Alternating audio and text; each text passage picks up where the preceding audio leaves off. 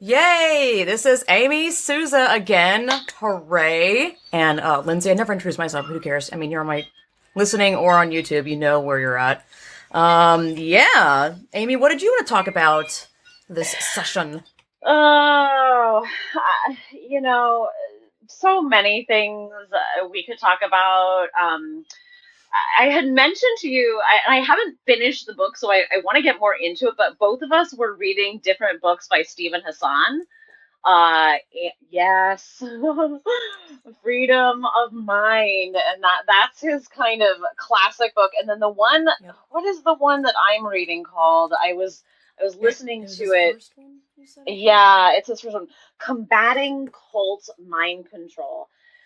And it's really interesting. So Steve is he's an ex-Moonie who got into this topic because he got captured in a cult. And, I think it's an observation that a number of people have made, but that this gender ideology really operates in some really similar ways to some cults and how cults operate, and really having to do with what he calls mind control, and also what does he call it exactly? He calls it Is it the bite model? I was going to ask you that earlier. Did he mention that in your yeah, book? he calls it the bite model. Um, So bite is standing for behavior, information, thought, and emotional control. um and he says that he says, what's interesting about him, I thought, is that he doesn't like to use the word mm, brainwashing. And I think that's really yes. good because I Yep. think Same. I I noticed think that that too. term is really implies torture, and something that is kind of a, you're locked in a place, and you know forces are working on you and flashing you pictures while they're sending you other information. And Can I read a sentence brainwashing is, here where it says, yeah, please I think do. it says, Yeah, please do. mind control or social influence, question mark. Social influence, or to use the older term, mind control, refers to a set of methods and techniques, such as hypnosis or thought stopping, that influence how a person thinks, feels, and acts. Um, Psychological influence becomes destructive when it is used to undermine a person's ability to think and act independently. So, yeah. Um, Yeah. So I think that there's we can never stop plugging enough 11th Hour blog and Jennifer Violet because she does so much to really uncover the money behind this. But I think the other thing that she really does well is she really unpacks how much this is. There is a glossy, amazing, hugely funded media campaign behind the gender industry and the gender movement. And we have to really remember that this is an industry. This is big money. This is, trillions of dollars in revenue. I just posted on my Facebook a few days ago that Forbes magazine, was coming out and talking about this, and they said just the surgeries alone. So this is not even including puberty blockers. It's not including hormone replacement. It's not including the drugs that you take post surgery to get to get these surgeries to take and be cooperative. Um, just the surgeries alone is 150K estimated per person, and they are estimating just in surgeries alone there are over $200 billion in revenue a year, which is bigger than the entire film industry. So if you can wrap your minds around that, and Ready anyone for could look this that up. one? This Yeah. is it says AbbVie, AbbVie, earned 571 million from Lupron, commonly sold as a puberty blocker in the first 9 months of 2020. And then they go on to say, this is from LGB Fight Back Twitter. So did you know I don't know how you pronounce it, AbbVie settled 140 plus million lawsuits in 2017 for fraudulent misrepresentation and aggressive marketing of androgel, the artificial testosterone. Yeah. AbbVie Yeah, profits from selling dangerous drugs. Like, all this is, yeah. I mean, out there. I mean, I guess you just obviously got to research it or read it, Well, consume it, but it is, exactly. And so the reason that it's crazy. I think it's important to mention the money because it's Yeah. important to mention the advertising campaign. Okay. So the way that this has been rolled out in culture is it's rolled out through organizations like the ACLU and UN Women, which it's kind of Women, on it's not women. women anymore. Yeah, it's not women anymore. And it's rolled out. It's not You this. know, it's rolled out in media spots with getting programs paid for on like the TLC show that was Jazz Jennings. It's getting shows BBC. that BBC, the show on HBO, getting models and modeling campaigns, and really selling this as like this exciting, glamorous lifestyle. And you have to realize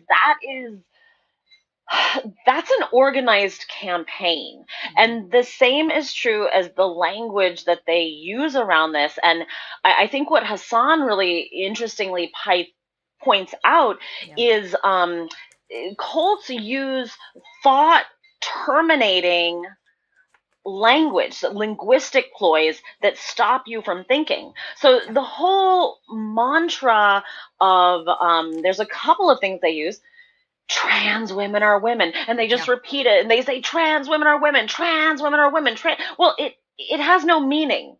It's tautological. There's no definitions in there. It's just a little thought terminating Yeah, when mantra. someone gets nervous about they don't know how to answer a question because they know damn well what the answer is, they'll just be like, "Well, put this little like fluffer." Obviously, these people are going to language classes. You can tell where they preface it, and then they just go, "Trans women are women," when it has nothing to do with the question. It's like it's so creepy. I've seen videos of that, and this woman looked like so uncomfortable having to play this out and act that out. I screamed. I was like, God, And it's it just means nothing. There's no definition in there. They're not defining woman, and they're not defining what a trans woman is. They're just repeating this thing, and it's supposed to, and it works. It stops you from thinking.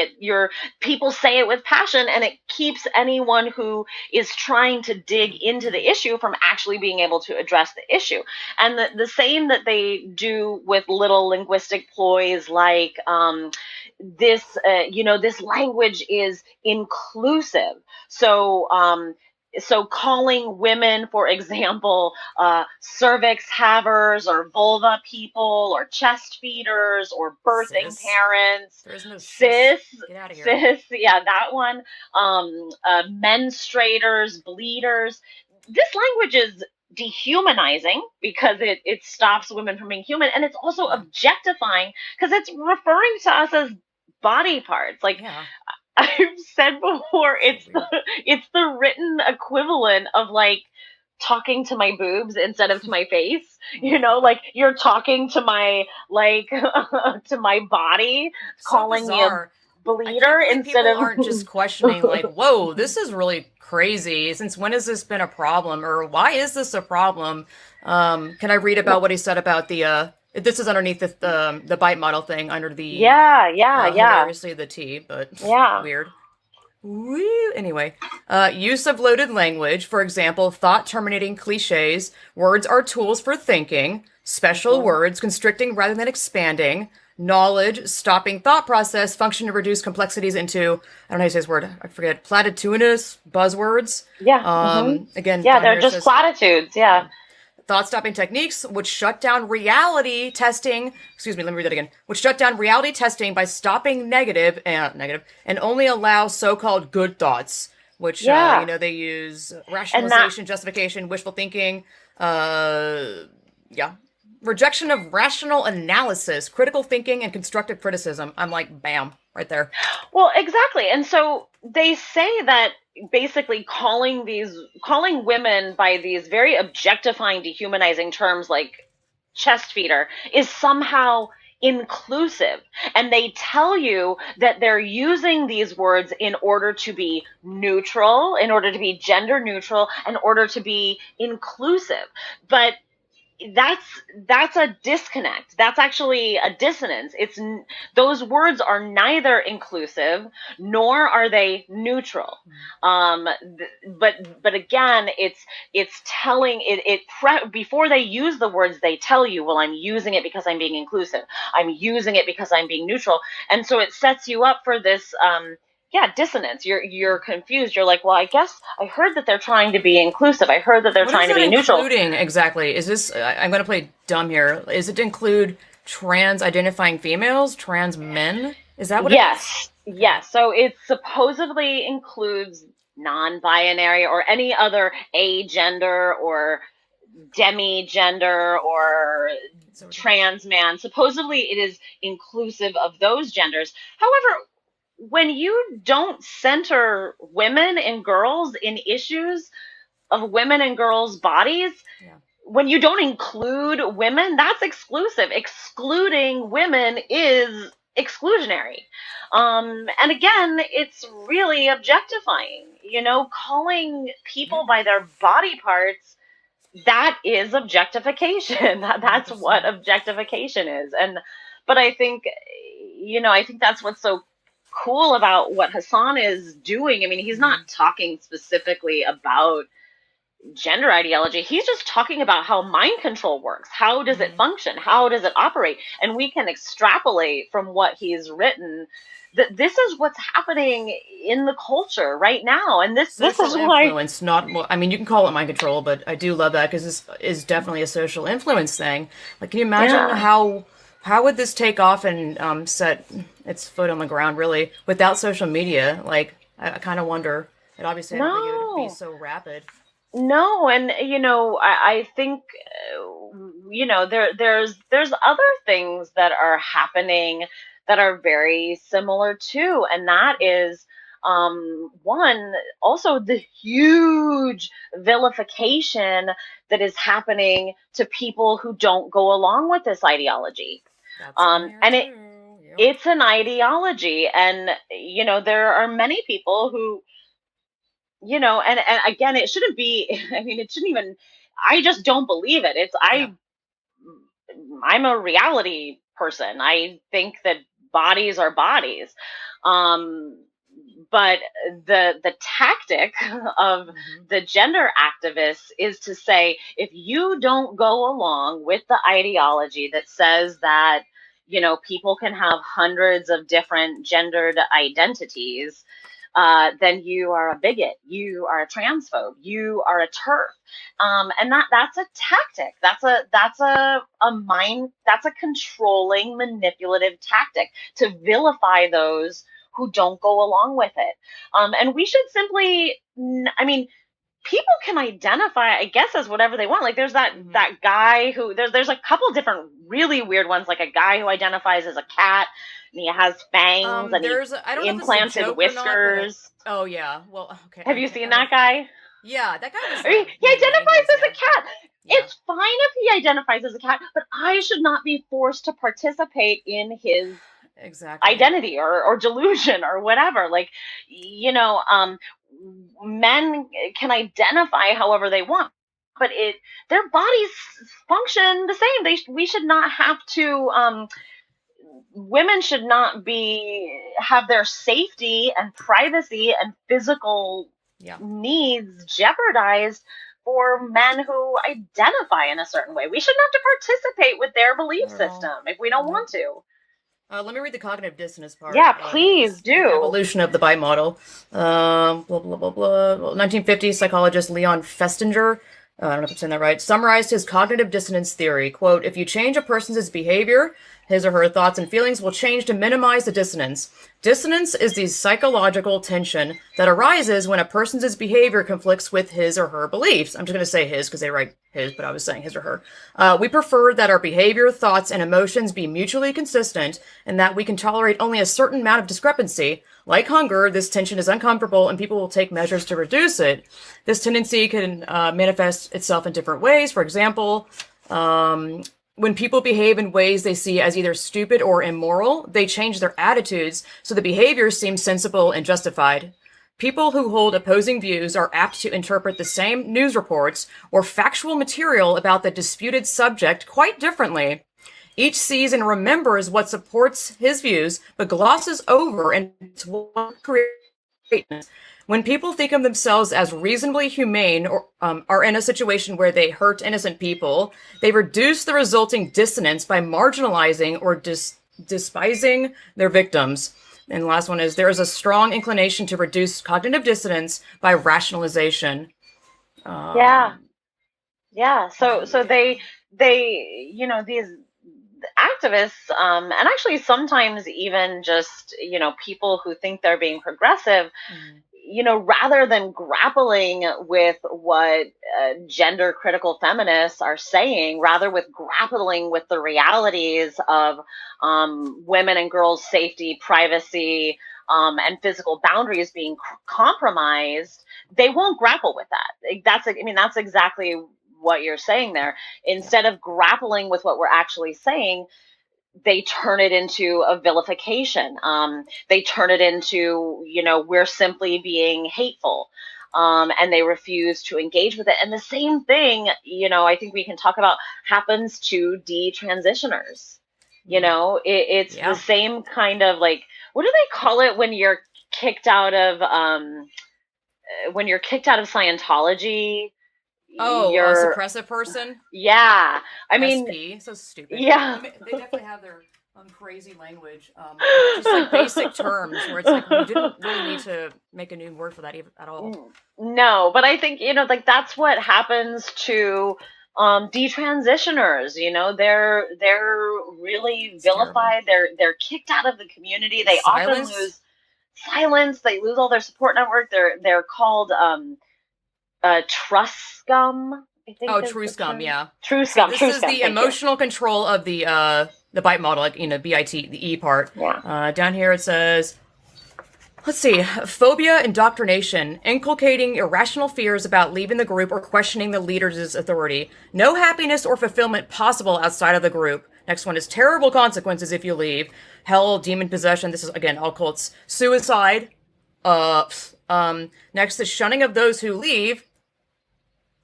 Fear of being rejected by friends, peers, and family. Next one is never a legitimate reason to leave. Those who leave are weak, undisciplined, unspiritual, worldly, brainwashed by family or counselor. How many times have I heard of detrans stories of a counselor being really inquisitive all of a sudden, only when they want to detrans, not when they want to trans. They don't ask a lot of questions from, again, I've heard many trans and detrans stories, and this is like a resounding true thing.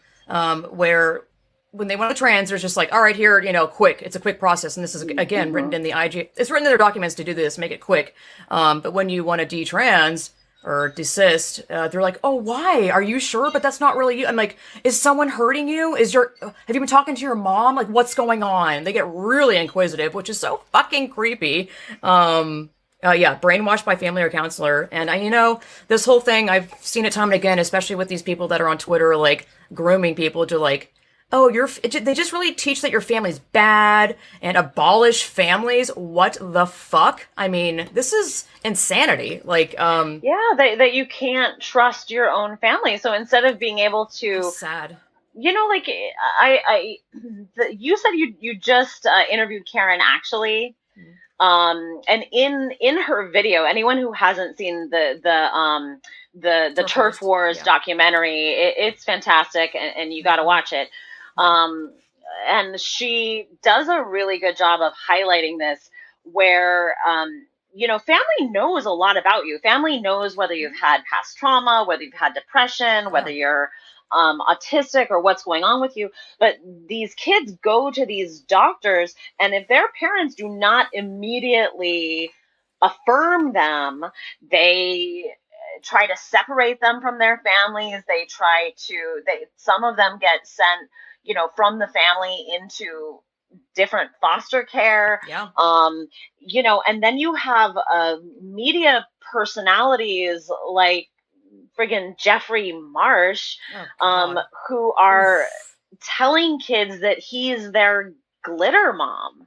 He's an adult man who you should not be inviting kids. The way he says his stuff is like, oh my God, it's so creepy. He does this long pause and is like, it's just, no. Yeah, no. Can I read something that's not from the book, but it's, I looked this up a while ago. My mom used to tell me that I see life through a distorted lens, and that's why I named my podcast Life Through a Distorted Lens.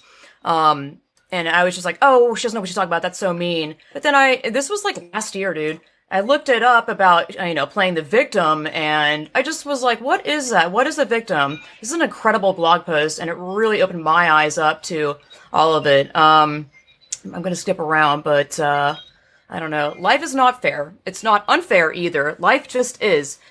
I'm reading this from the blog post writing, not me. It took me a lot of pain and time to realize that and to get over and become in charge of my life.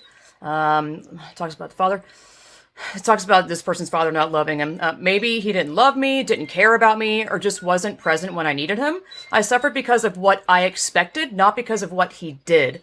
Let's see. We can accept reality and adapt to it, or we can live in denial. What happens, happens. It doesn't happen to you. That's the difference between having ownership of our lives or pity for ourselves. Overcome self-pity, play a different role. Self-pity becomes your oxygen, but you learn to breathe it without a gas so nobody even notices you're hurting, by Paul Monet. This was such a... Self-pity is an exaggerated sense of sorrow over one's own life, roles, or circumstance. We all experience it throughout our lives. Some occasionally, others turn it into a toxic habit. Like any self-defense mechanism, it can ease the pain and make us feel protected. However, the truth is it causes more damage than the pain it's trying to alleviate. This person, let's see, I'm just trying to skim over it. What happened doesn't matter. Self-pity is not about what happens, but about playing the victim. Not because we are the casualty of an attack, but because we choose to.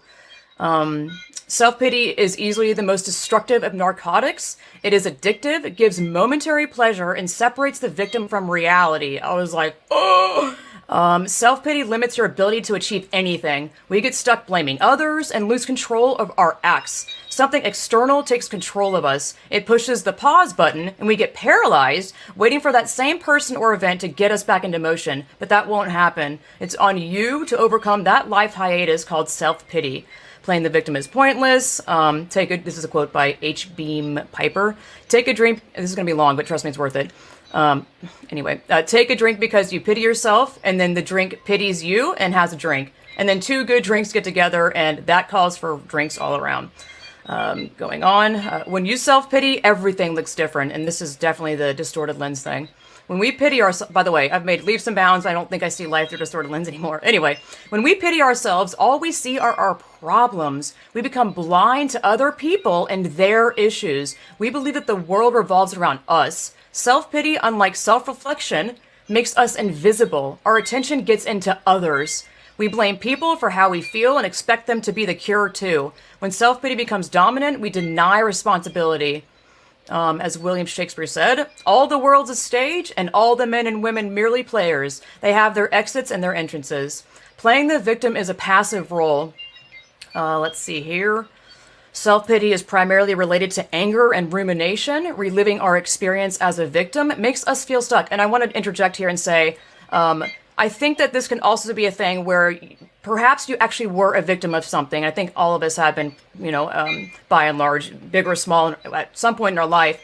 But I think it can easily turn into a thing where it truly does take over your life, and you are now playing the victim from a experience where you actually were a victim. When we play the victim, we hold on to the child's mindset. We feel defenseless. We believe that playing that part will attract attention and make others love us more or want to protect us. Those who play the victim wear many costumes. Don't be deceived by the looks. Even those who look happy can be experiencing self-pity. Let's see, blah, blah, blah. This is just so crazy because it's so I just feel so bad for these children and people that are falling victim to this trans ideology because reading stuff like this just screams to me. A lot of them, this is them.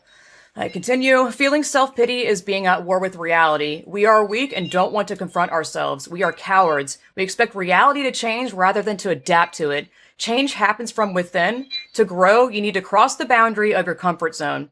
Self pity is a dangerous choice. Self pity is spiritual suicide. It is an indefensible self mutilation of the soul. Woo! That's from Anthon Saint Martin. I want to cut this short, but I don't because it's so good. Anyways, reliving self pity. The other, sorry, it's going to the personal thing. Oh, let's see. Thoughts keep showing up trying to distract us. Labeling them as thoughts is the best way to acknowledge those distractions rather than fighting back. It's a way to recognize our thoughts without giving them importance. And this is something that I just watched Eckhart Tolle talk about. If you're angry or you're sad and you are triggered or you're feeling things from your past, that is okay. Never should you ignore that. But I think people need to remember, I mean, this goes for everyone. These don't define you. Your thoughts don't have to be you. Eckhart Tolle talks about this all the time, about stepping outside of that and be able to, this takes a lot of practice and it's not easy, but to recognize when these feelings come up, you have so much more, I don't know how to word it. It's like self-control or just, you don't let your mind control you. Yeah. Yeah, go ahead. Yeah. I mean, I think, so much of what you said, we can, go back through and unpack because what you're saying is really rich. And I think that, I think there's that self-pity happening. And it's really exacerbated by the external narrative that's coming from that, media marketing doctrine. Because I think there's, kids and parents who are going to therapists, for example, are hearing things like,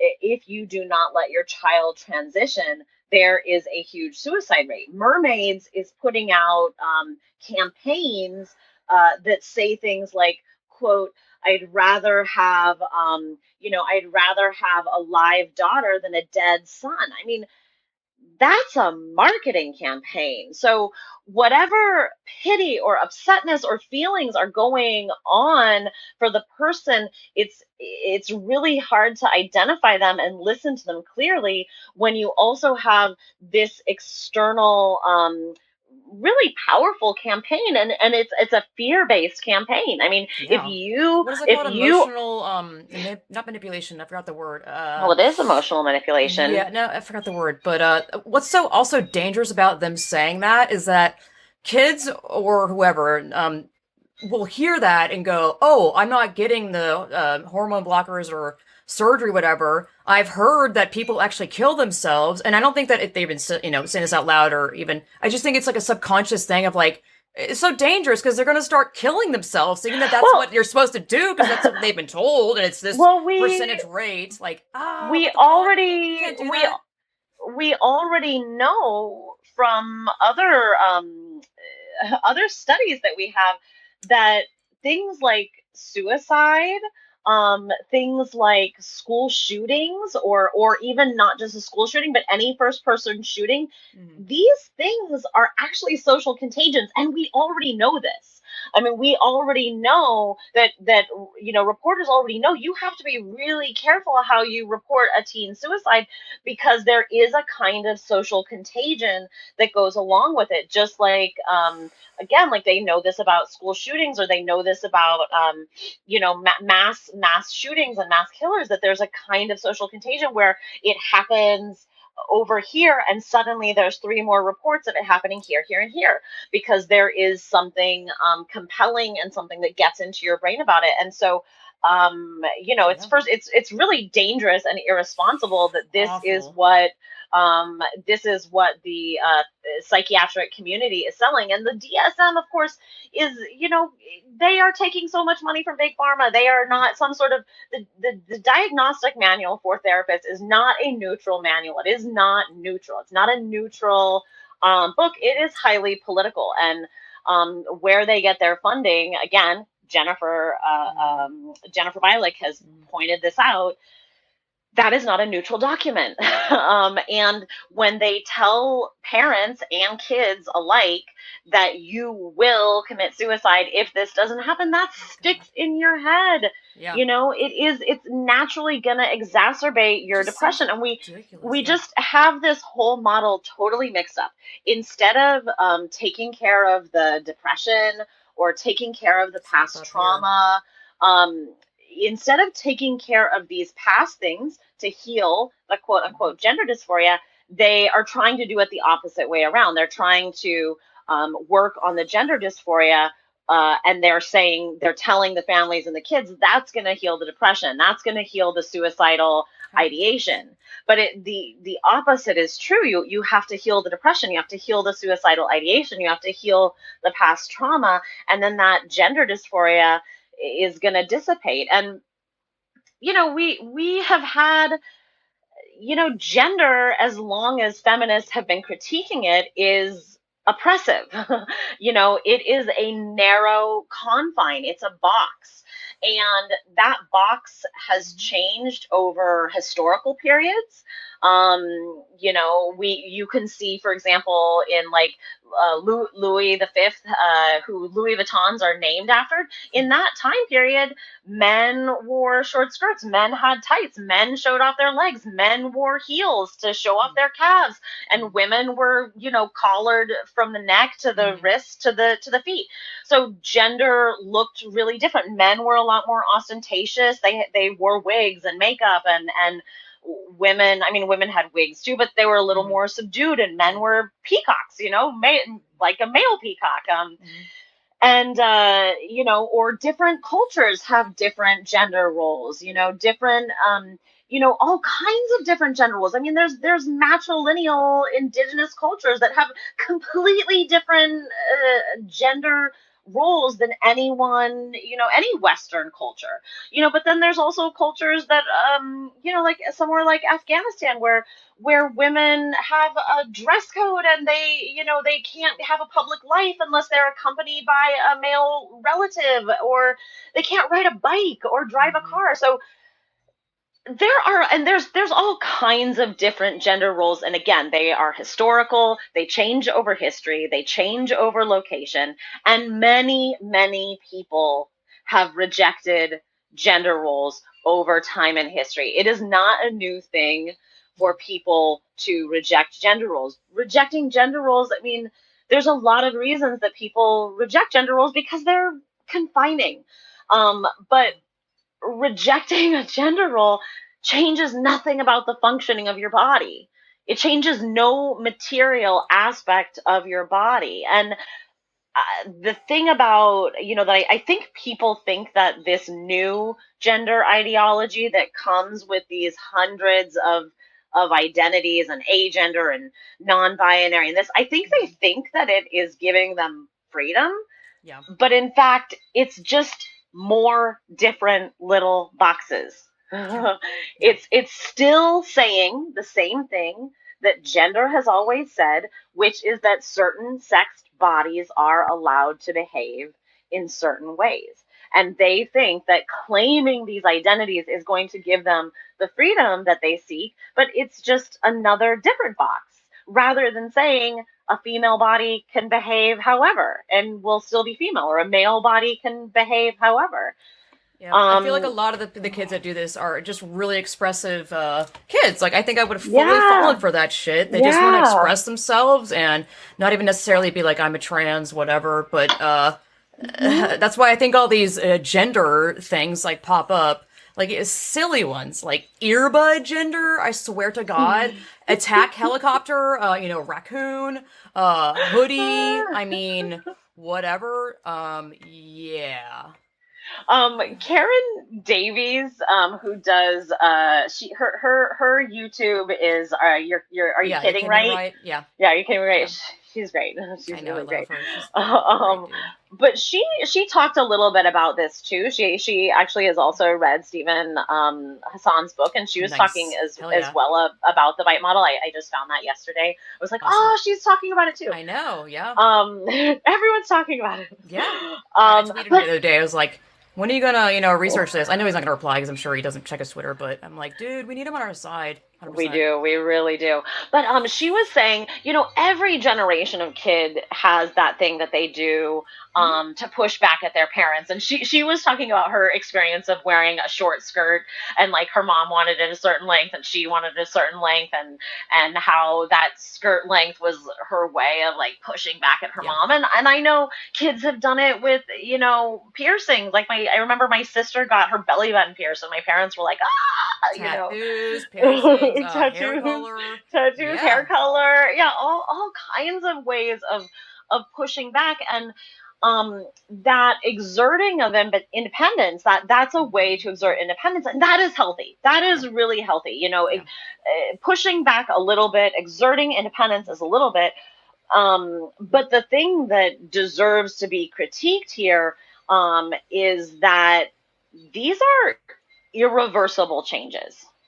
And I think that is what Abigail Schreier gets into really well in her book, Irreversible changes. because puberty blockers, that's irreversible, I mean, you that seems know? like plain old logic. It's just like if you're halting the process of your natural body growing up into its adult form, you think pausing that is not going to have any repercussions? Have people thought this through at all?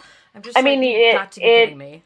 it, you're going to have a 10-year-old who needs osteoporosis checks because it's gonna stop your bone density. It stops your brain development. It can atrophy your genitals. You can lose all sexual functioning. I mean, and they can't get that back. It's not. No. You can't Yeah, get it you back. can't And like jumpstart even it later. I mean, what are you going to do? Jumpstart it with, no, again, artificial shit that your body is like, yeah, your body just knows what to do. You don't need to take any supplements unless, whatever. Um, what? I mean, changing your hair color, getting a piercing, those things they come and go. I've had a nose piercing a number of times where I was like, I Mhm. really want it, and then I was like, oh, I had to. They close really fast, so you take it out Yeah. for some reason. You're like, oh, it's Yeah, gone. mine fell Okay, out and like during if I sleeping, and I was like, oh, I can't get it back in. Fuck that. Yeah. I know. You're like, but it comes and goes. Like that's why I've done it a couple times. Like I'm like, oh, I Mhm. want it again.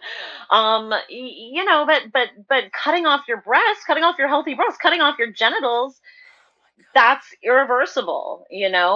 Yeah. And And oh God, causes more extreme dysphoria on the other end. I've heard of this as well. yeah, I'm of the state of mind of I don't think anyone should be doing that. Like numero uno. I don't believe anyone's no, born in the wrong body. no one is. Because again, we've talked about this. Your body is your own body. It just makes no sense. Yeah, Like what living your authentic self is manipulating and mutilating your not only your like natural hormones and the flow of just your state of you, but your external shell. You only get one body. You've got to yeah, think about this. It's so unfortunate because obviously none of the shit we're saying is what they're told at these clinics. And then I hear, oh, it's just so crazy. It's everywhere. Like the parents want to take the kid to a therapist, but it's like a gender therapist where they obviously yeah. swayed them to be like, yes, you need to transition. Oh my Yep, god, how sinister. yeah. I want to talk about something. Yes, please do. I I just kind of, and I've talked to you about this. I've spoken about this before. And this is I've spoken about phenomenology. I think I spoke about that with you the first time I was there, and I've been having a few more thoughts about it.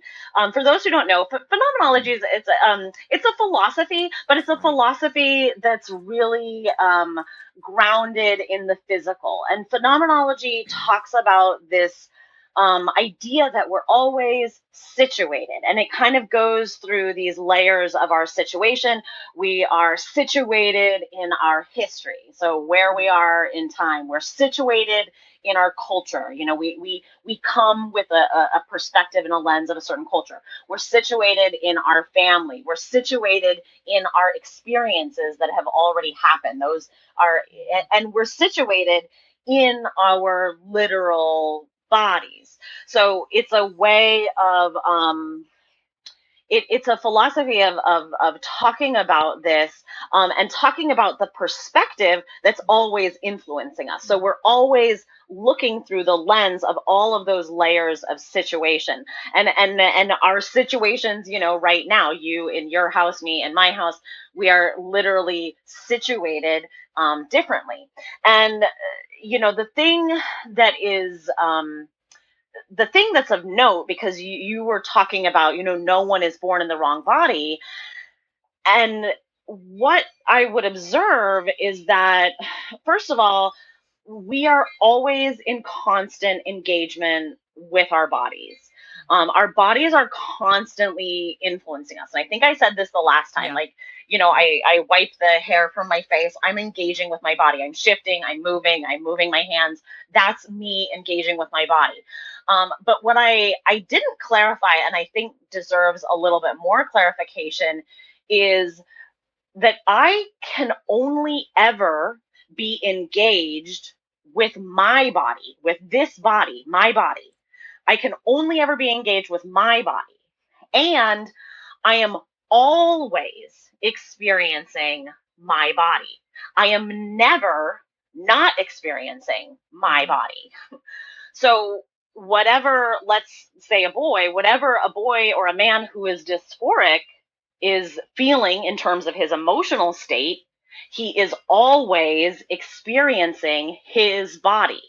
And he is never not experiencing his body. A boy or a man is always experiencing their male body. They're never not experiencing their male body. Bodies are sources of physical sensations. That's their main thing. They physically alert us to danger, like fire or just like I have a back pain. Oh, I should go get my back worked on. Like they tell us a lot of things, with like foreign hormones. Yeah, bodies are are sites of physical sensations, and they're it's different from gender. They're just sites of physical sensations, and a man or a boy is always experiencing the physical sensations of a male body. You can't ever feel physical sensations for apparatus that you don't have. You know, men and boys have no access to female apparatus, so they have no way of feeling the literal physical sensations that come along with a vagina, a vulva, a clitoris, a cervix, fallopian tubes, labia.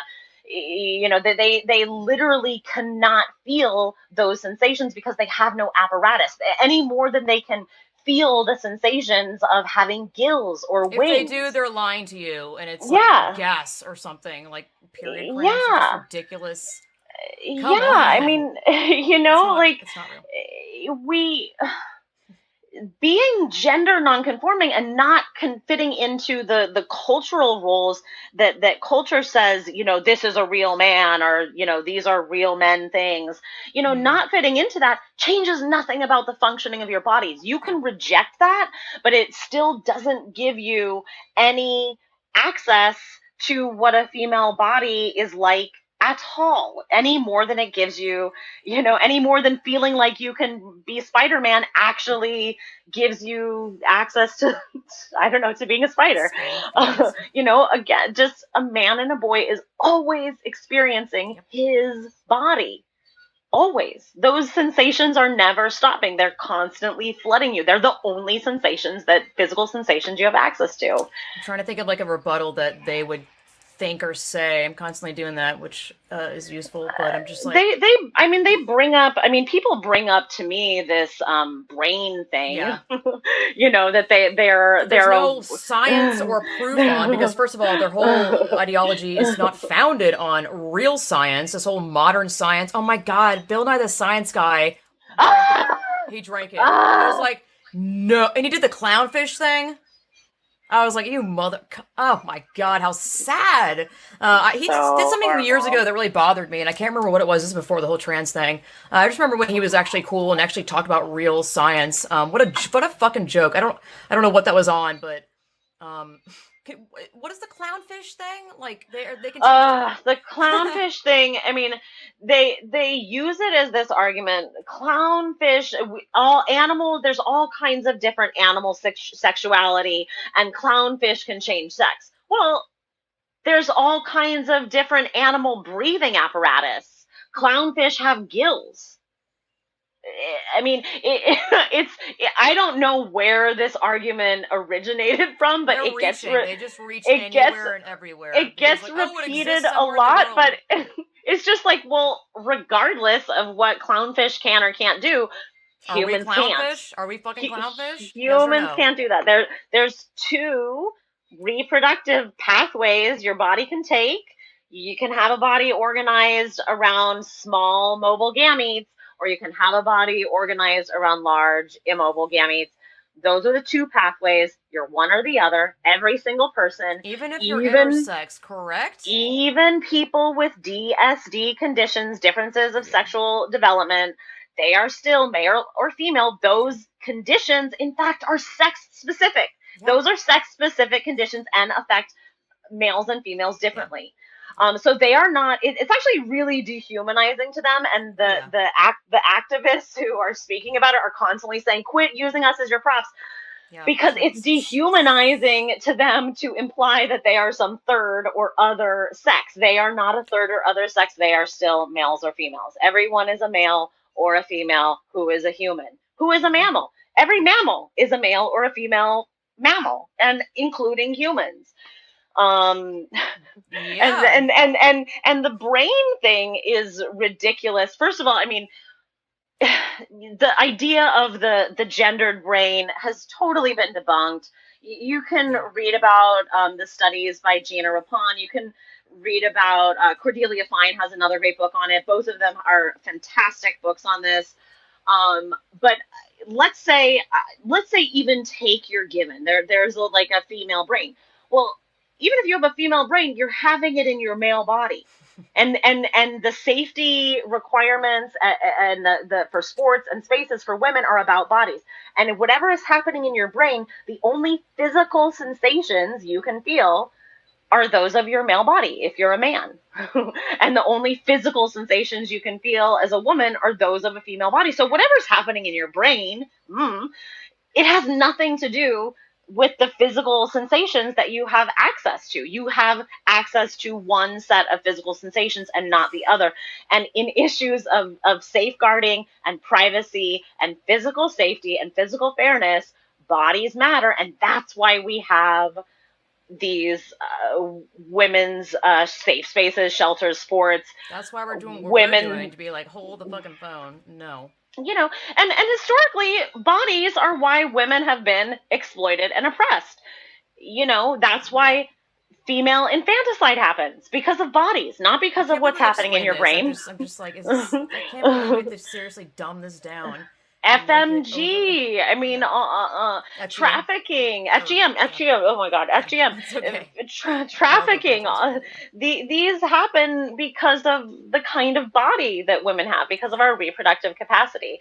The oppression is specifically related to bodies. So if we can't, again, like I've said this before, but like if you No, can't it's talk about important. sex, It's important. So you important. can talk about sexism. If you have no language to talk about sex, you cannot address sexism where it happens, and that's the main issue. If Biden's EO, if the Equality Act, if it erases the category of sex in language and law, we can no longer protect women and girls from sexism. We can Is the no long longer term? Go ahead. we can't ensure their physical safety. We can't ensure fairness. We can't. I mean, even sports to me are in a way not. I mean, sports are very important. I don't want to downplay sports, but they're not the Right. most important place. I mean, the most important places to me are domestic violence centers, 100%. rape crisis Absolutely. centers, prisons, even locker Yes. rooms, girls' locker rooms. That's important. Sports are important too, but Yes. again, Yeah. it's the physical My God. safety, Yeah. physical safety.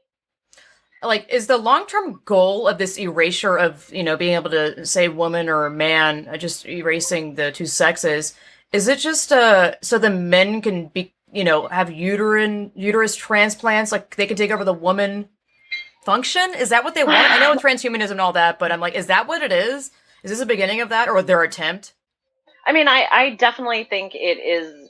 It's just one. I mean, women's reproductive capacity has always been under attack historically. It's Yeah. always been under attack, and it's always men who are trying to control women's reproductive capacity. And yeah, this is more of the same. Jeez. And But insulting to their mothers, dear God. yeah, really insulting to their moms. There is one way to get here, and we all got here that way, and it was from a mom. We were all birthed from a woman. That there is one way to arrive on the planet, and Adult it human is, female, yo. Come yeah, on. adult human female. And yeah, you're right. It is highly disrespectful to everyone's mom, Oh, God. regardless of your relationship with your mom. That is the person who gave you birth. Um, Yep. I don't know if you want to go into the and cult thing or no, go ahead. well, Finish your I thought. just think, yeah, they're trying to control it, and I think, I think that this mind control or thought control or Social um, influence, is that what it was? I know it's hard cultural to. cultural programming or Mm, propaganda. I mean, it is coming. I mean, the NHS, the National Health Service in the UK, just removed mothers. They removed pregnant women. They've turned that into birthing parent. They've done chest feeding.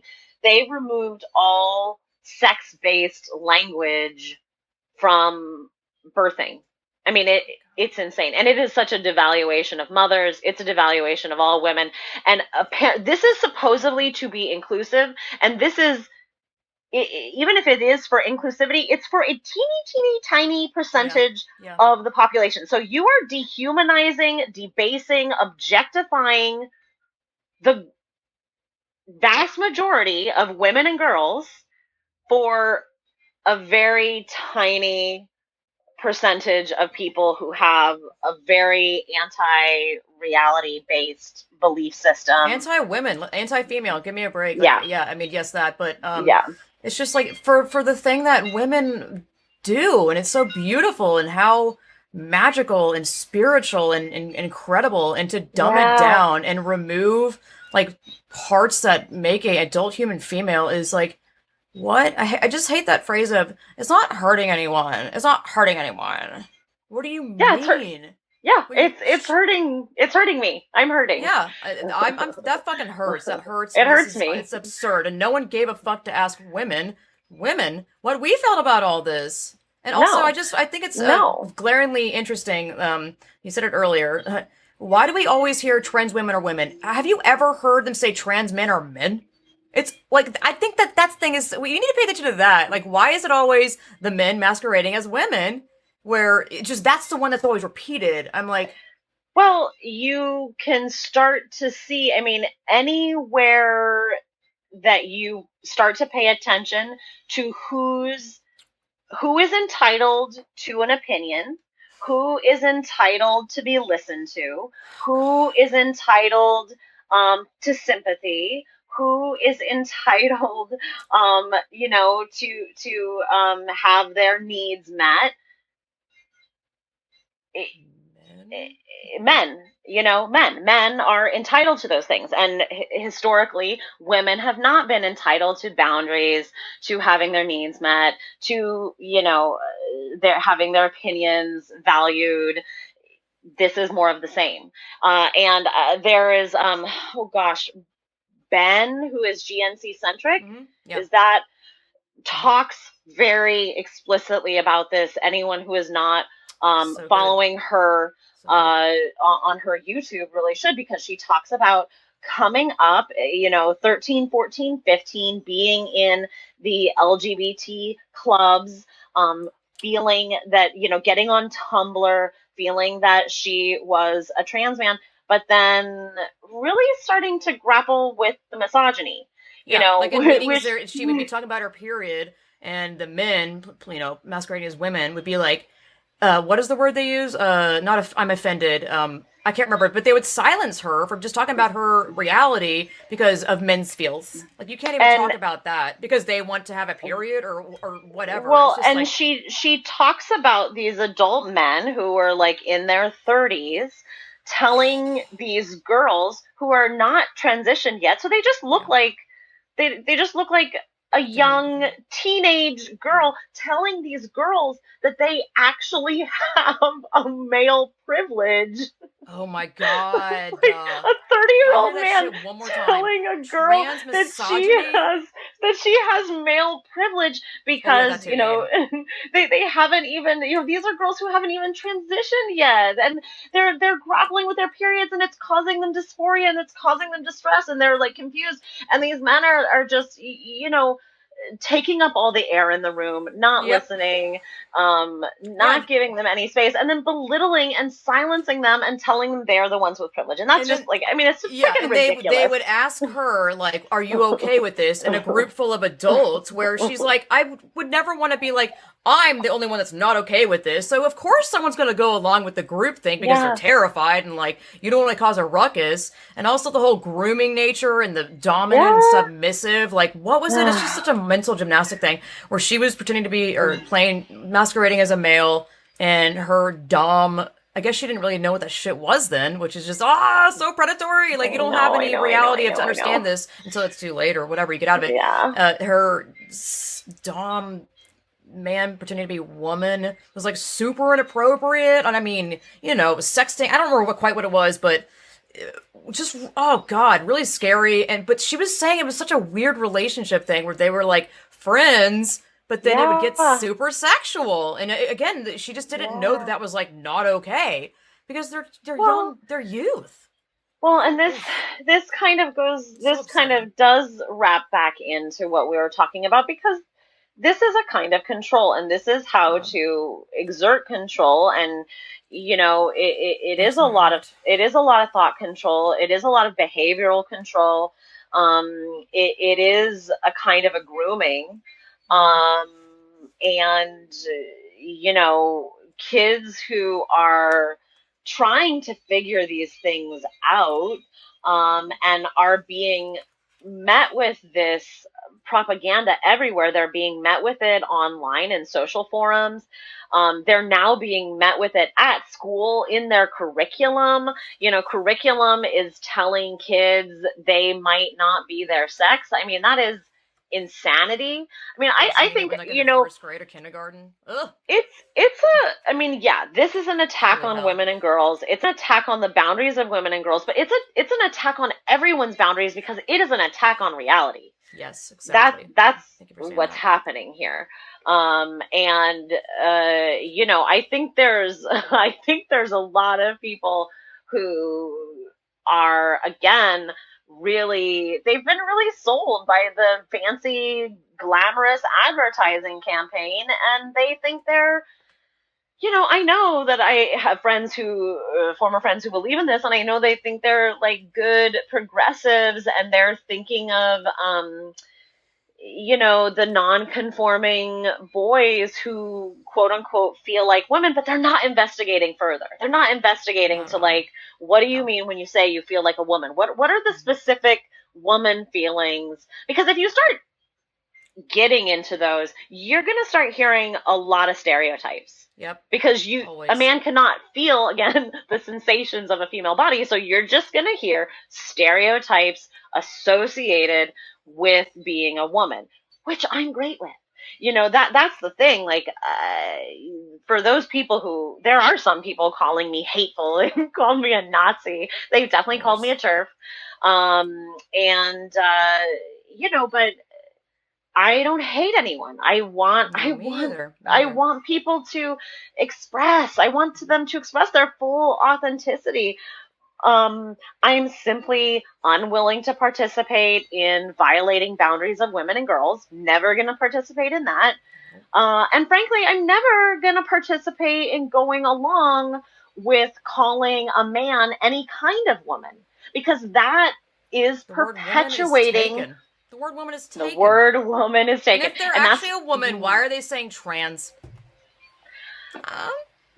Yeah. I mean, it's just perpetuating a backwards stereotype, and Let me go yeah, I'm not gonna perpetuate that. I'm not exactly. gonna do it. 100% agreed. A pseudo identity is created which suppresses the authentic self and surrenders control. Individuality is submerged and free will subverted. People are kept in the dark, and the very processes that influence them are often made to seem spiritual or mystical. Let's see here. Well, can we pause there for a second before you go on? That is a great point. I mean, first of all, this is called an identity movement, but he talks about in this cult thing. Can I say one more thing that I love? Yeah. This is what gives you hope, or me hope at least. Yeah. The thing about the cult identity, I think that's what he calls it, obviously. It doesn't remove the actual self of the person that's been captured. In fact, what he said of the actual self that has been authentic. Straitjacket. Yeah. It's in a straitjacket. So, I mean, I was like, oh God, what a great visual there. So have faith and hope that your friend, your daughter, son, cousin, whoever, someone who you don't know and care about, whatever, just have faith and hope, because they're still there. Like, I know that's hard to believe, but they do create a new identity. I mean, they get a new name, they get a new style, they get new clothes, they get new everything, and they literally call it dead naming. Oh yes, I actually wrote that in here somewhere. Let's see. One universal concern of family and friends is that their loved one's radical personality change. The loved one has been taught to suppress his or her old self. Well, same thing. The makeover often includes a change of name, clothes, hairstyle, speech, mannerisms, family, friends, thoughts, emotions, and a new relationship with God, which I don't even know what the fuck. I mean, what is their God? Cult involvement seems to pull much of the common ground out from under the family, friends, and the loved one. When you are with someone in a cult, it is difficult to talk on a rational level. I don't know. I'm just like, oh God. Yeah, and it says the cult member, the cult member comes to exhibit symptoms of dissociative disorder as defined in the DSM-IV, the Diagnostic Manual for the American Psychiatric Society. Yeah, I don't know. I'm like, I don't know quite know. His behavior may resemble that of a person with a dependent personality disorder. What does that mean? Like, I mean, needing affirmation from everyone? What is that? Like validation, like external validation, constant external validation. Okay, I was right. Yeah. Sorry, go ahead. Yeah, that's what I thought. I mean, it's just, and I do think it's important to have empathy for those who are actually grappling with this, especially kids, because they're confused. However, do you want me to read again what I read that you wanted to go off on? Did I? Yeah, sure. A pseudo identity is created with, or okay. Yeah, I mean, I basically said what I sort of wanted to say about that they do create a new identity, and the thing is, I mean, and an identity that requires constant validation, constant upkeep. I mean, they actually have to, if you stop upkeeping, if you stop taking those hormones, your body is going to revert. Your body is actually constantly trying to revert, even as you're taking those hormones. Your body is trying to exert itself. I mean, it is the opposite of health. It is putting your body through a constant kind of a trauma for no reason, because you are healthy. And they say that it's not about a stereotype, but it is clearly about a stereotype performance. It is about hyper femininity and hyper masculinity. Yes. They wouldn't be parading around in a short haircut, because I'm an adult human female, I'm a woman, but they would never be sporting this, like, because it's just gonna bring out their natural self, which is, I'm talking about a man here, or male. It's so obvious. It's just like, well, why are you wearing so much makeup? Why do you have long hair? Why are you wearing a really exaggerated feminine clothing. Like, this is a pretty basic ass t-shirt. I don't think they'd be wearing that Yeah. shit. Yeah. Even if they were, it doesn't matter because they're It still a doesn't male. matter. It doesn't matter. There's a lot of I mean, this is I don't remember where he spoke about this, and maybe you Who? will, Steve Oh, Hassan, okay. but he talks Scientology about, documentary, probably. but Series? what it is, there's a certain level of hierarchies and performance, and I see that Yes. as well, because there's the hierarchy of those who are the most passing, and you see it's a hierarchy, and again, and it takes, and oh, and this is another one, money. Money, money, God. money. It takes money. Ridiculous. Just like Scientology, they say cost you a Oh, $500,000 God. throughout your lifetime. Transition is going to cost you probably the same with the constant upkeep of hormones, Yeah. and the surgeries and the wardrobe changes and all of this. I mean, it's a buy-in. It's a buy-in. It costs money. It is 100%. not, that's part of it to me. It's not authentic. No. Whatever you do or don't do, you're still a woman. You're still a man. Exactly. Yeah. Whatever you do or don't do to your body, however I dress or don't dress, I could shave my head. Hmm. I could wear whatever clothes. I will always have just like I will always have lungs. I will always have a heart. I will always have warm blood. I Yeah. will always have a body organized around the production of large immobile gametes. I can never do anything to change the fact that that is how my body is organized. And there is no way that anyone can change that fact about themselves. It's an Yep. immutable characteristic. A friend of mine online said, "You sex is not something you can develop. You can develop an identity. I can go from being a non-writer and then publish." 3 or 4 books, and then develop an identity as a writer. I can develop an identity as a Buddhist by practicing Buddhism. There are certain things about my identity that can be developed, but sex is not something you can develop. You can't progress it. It is the same as ever, is the Yeah. same as the day you were conceived. Yeah. At your conception, it happened, and it will never change all the way to your death. It's like, even if you had this, brain, if you're a male and you have a brain of a female, but you still have a male body, like, you're not going to ever have a vagina. Let me read something here. It's not the bite model, but it's kind of another, I don't know what you call the bite model, acronym type thing. This is the creation of the cult identity. There's 3 stages, or three, what does he call them? Yeah, 3 stages. Unfreezing, changing, and okay, unfreezing, which is breaking a person down, changing, indoctrination, and refreezing, reinforcing the new identity. So, in the first one, which is unfreezing, on the bottom here, highlighted, getting the person to question his or her identity. Okay. Mm-hmm. Next one is, Mm-hmm. let's see. Okay. This is refreezing, which is new identity reinforced, old identity surrendered, and I wrote dead names. Bye bye. Yeah. Yep. Separate from the past. Decrease contact or cut off friends and family. Let's see. Engage in cult activities, recruit, fundraise, move in with members. New name, we already said all that. Language and family. La la la la. Yeah. Okay, I don't know. There's another thing I highlighted. Changes in, I guess a lot of this book is about how to help your people to get out of cults. I think I already said that, but changes in personality type may indicate unhealthy social pressure. The existence of, here's what I found it. Yay. The existence of a cult identity that binds the authentic self like a straitjacket. That's what I underlined. Yep, found it. Yay.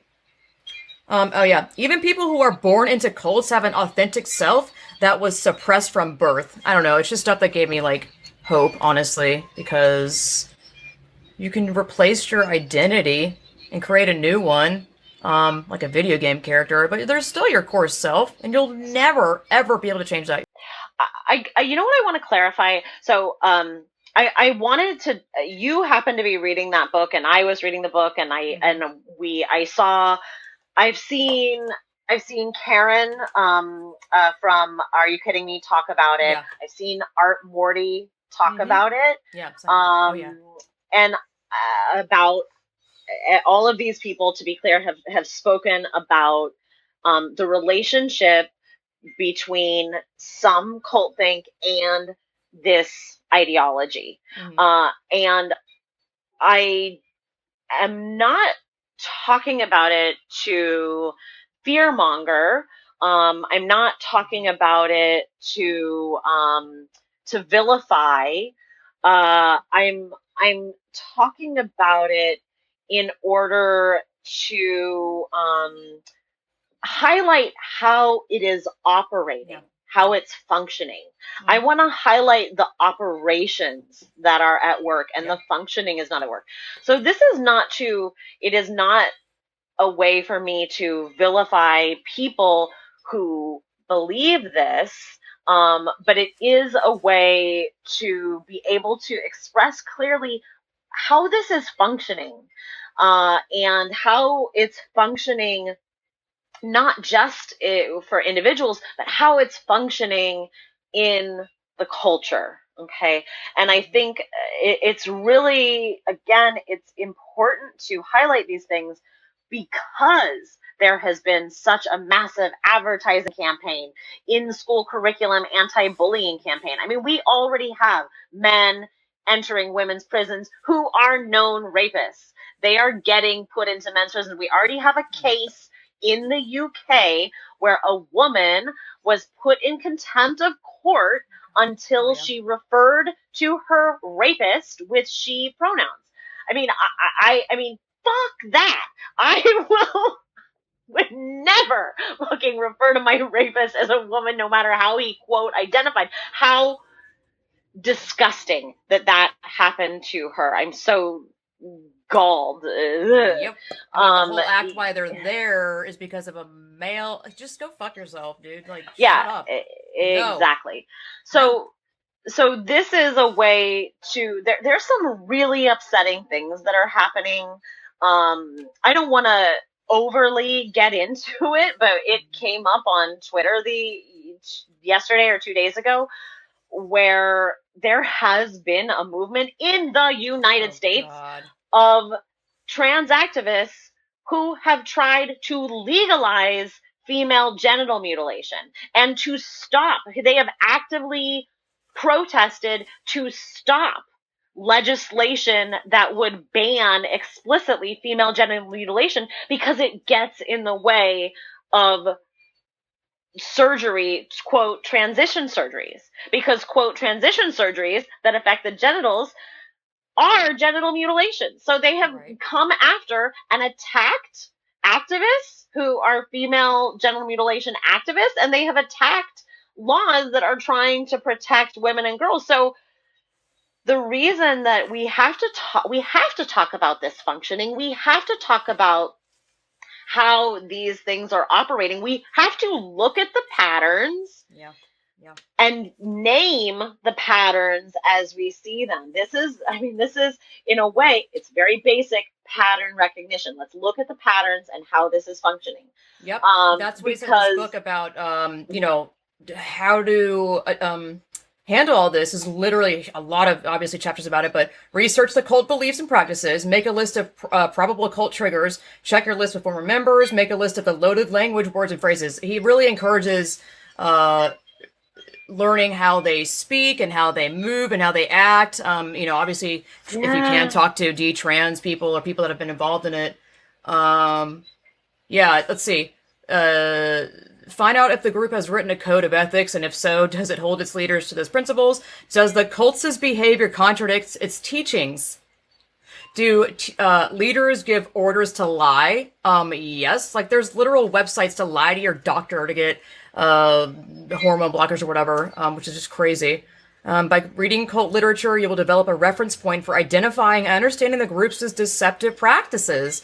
Like, this is how you're going to get a handle on all this. And I'm really glad you brought up the fact that we're not, like, shaming or vilifying people that are either captured by it or, we're trying to teach people about this. It's not about that. And it's like another thing that he talked about in this book is it doesn't have to have all these points, because I read the ones that are obviously glaring about the gender ideology movement, but there's a lot of other stuff that's other cult practices. And he said that specifically, a cult doesn't have to be a cult with having, following all the cult, I guess, bullet points. Well, I think that the thing that people mostly associate with cults that isn't quite the same thing that's happening here is people do have a tendency to associate cults with a charismatic leader.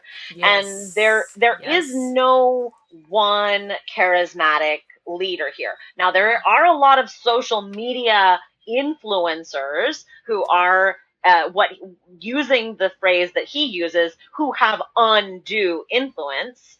So they are having undue influence on teens and parents. Yep. But there's no one charismatic leader. But the thing is, when in that book, he talks about, for example, trafficking. In cases of trafficking, there's also not like some sort of charismatic leader in the same way that you would think of of a Ron Hubbard or something like that. Right, there's not that same thing, but he talks about how trafficking victims fall in line with the same kind of undue influence that happens in all cults. And I think that is also another good word that he uses, which is undue influence. And he talks about how, we live in a culture of influence. You cannot not be influenced by things. We are going to be influenced by, we're influenced by language. Our thinking is influenced by the different kind of language systems we have. We are influenced by, we're influenced by people who are like, let's go see this film and not that film. That's just, we're influenced by one another. We're influenced by styles.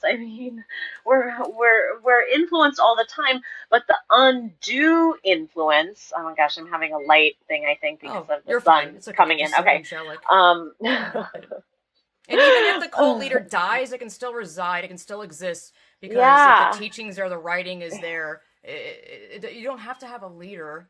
Well, and this is undue influence, because it's really telling you, there's a lot in here in this ideology that is telling you that there is one way to do this, and it is their way. And if someone doesn't believe it, it's because they hate you. That's like one of the harshest things about this movement right there. That's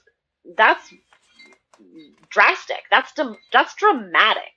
Other people who have different beliefs don't vilify those who don't go along with it.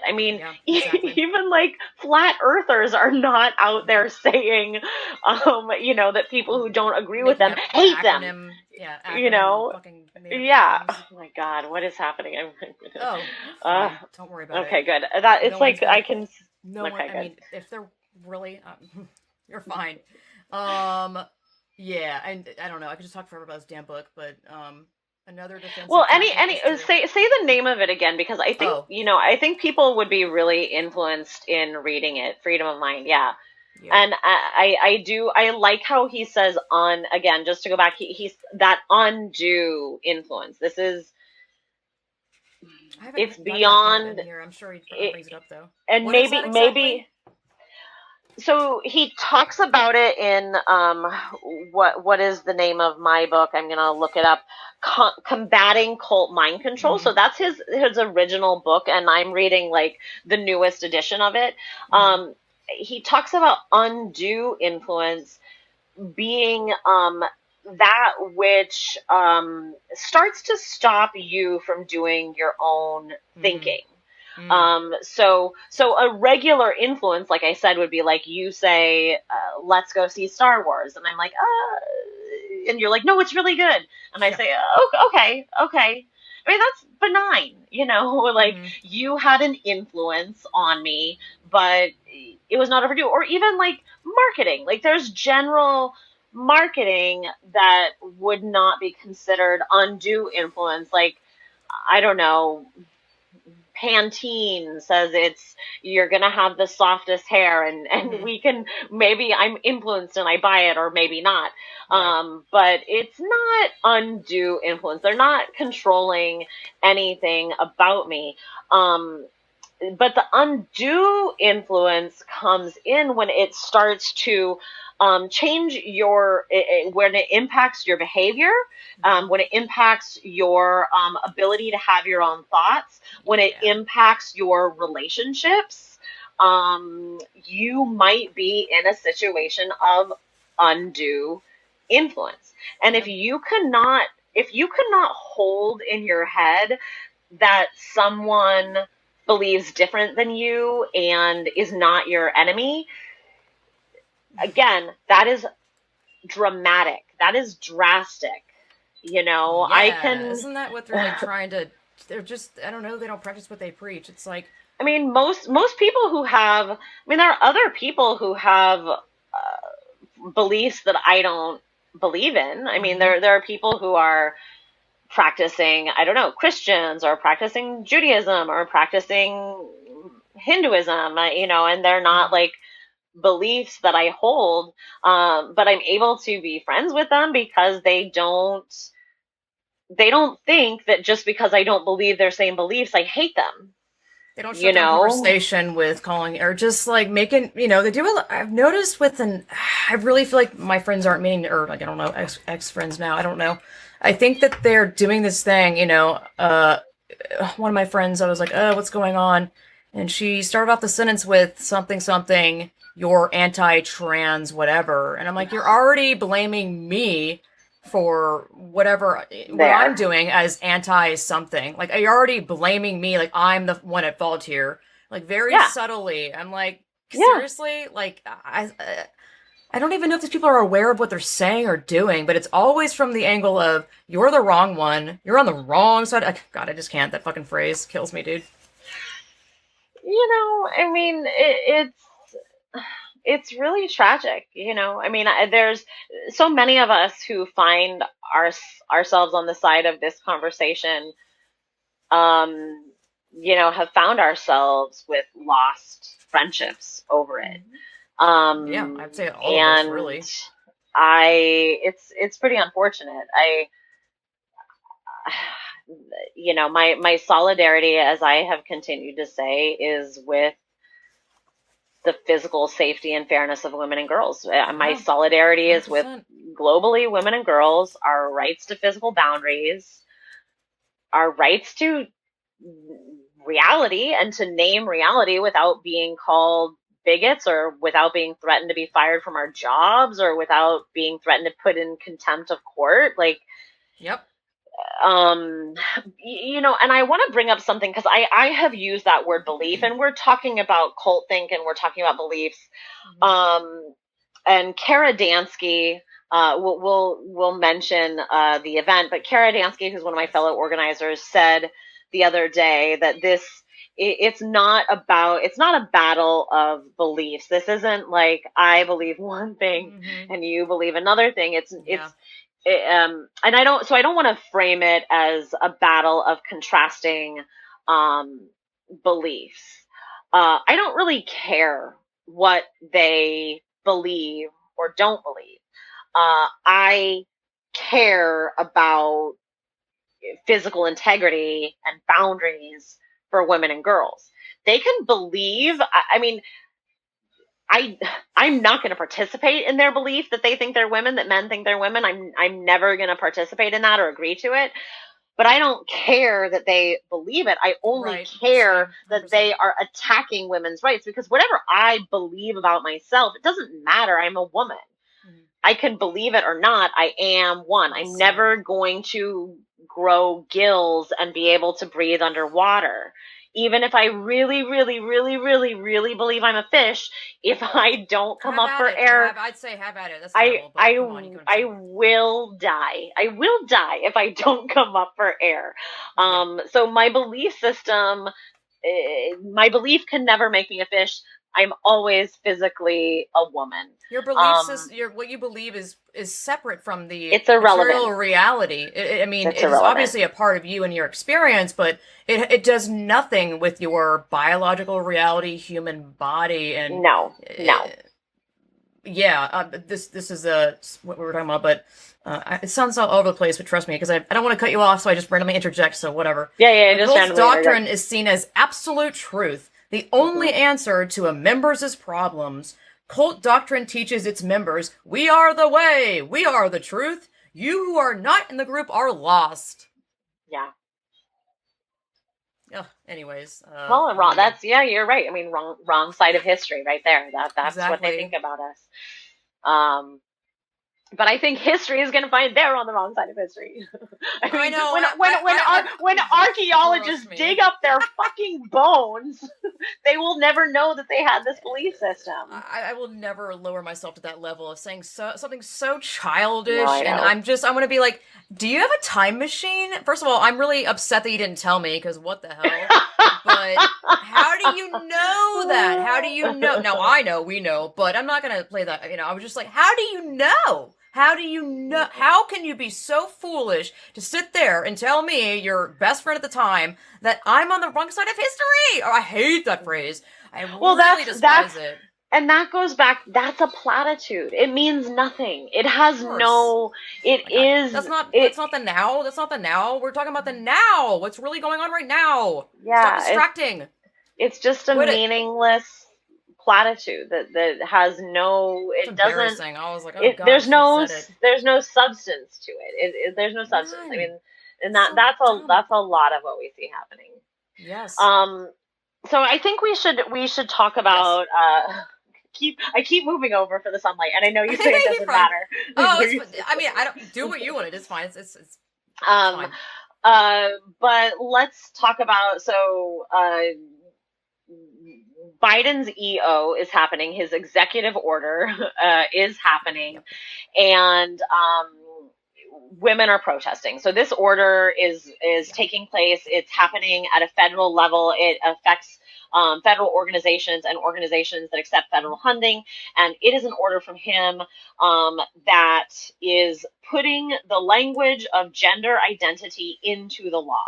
And what happens, first of all, again, I think I've said this a few times today, that is totally undefined. In the order, the words gender identity are never defined. But what it does effectively is it replaces the language of sex with the language of gender identity. They're already doing that. Like in my form I was filling out online, they changed it from what your sex is. It says gender. And I'm like, yeah. No. But what it means effectively for women and girls is they will no longer be protected under the category of sex. So again, they use these words that are progressive, that it's inclusive, but that it's because they want people with different gender identities to be included. Again, it's disingenuous framing. No one is discluded from anything. Everyone has a bathroom they can use. Everyone has a locker room they can use. Everyone has a sports team they can participate on. No one is banned because of their identity. Everyone right now is segregated by sex to those places and sports.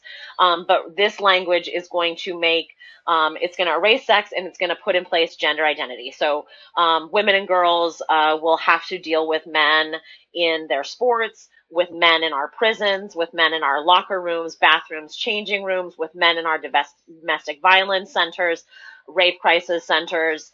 We will not be able to ask for single-sex health care.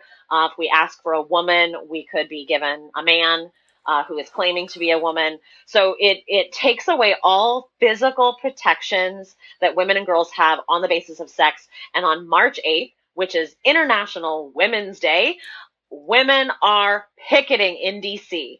Womenpicketdc.org is our website.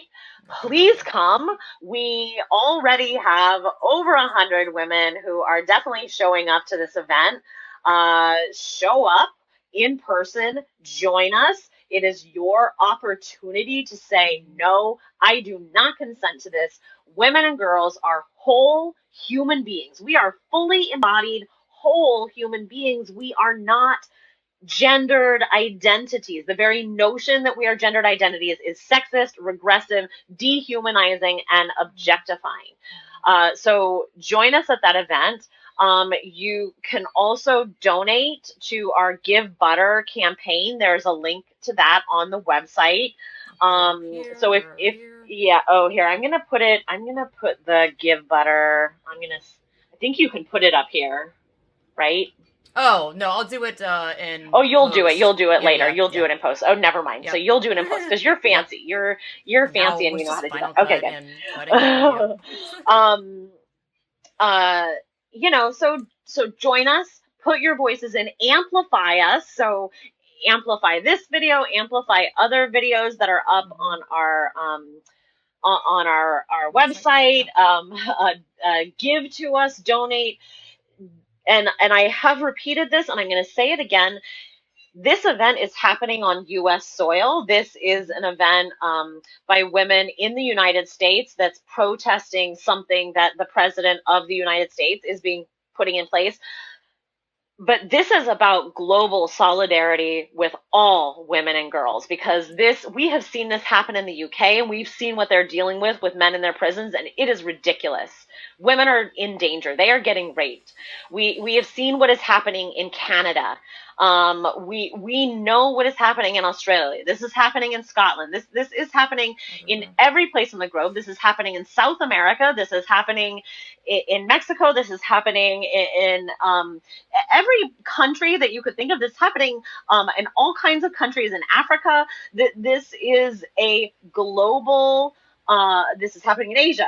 This is happening all over. Another way to get involved is to sign the Women's Declaration on Human Rights. That is an international document as well. If you sign that document, you will also be invited. There is a once a week Zoom meeting internationally for women. Get on this call if you want to, if you can, because this is a way to also build global solidarity. We hear from women all over the world. Romania,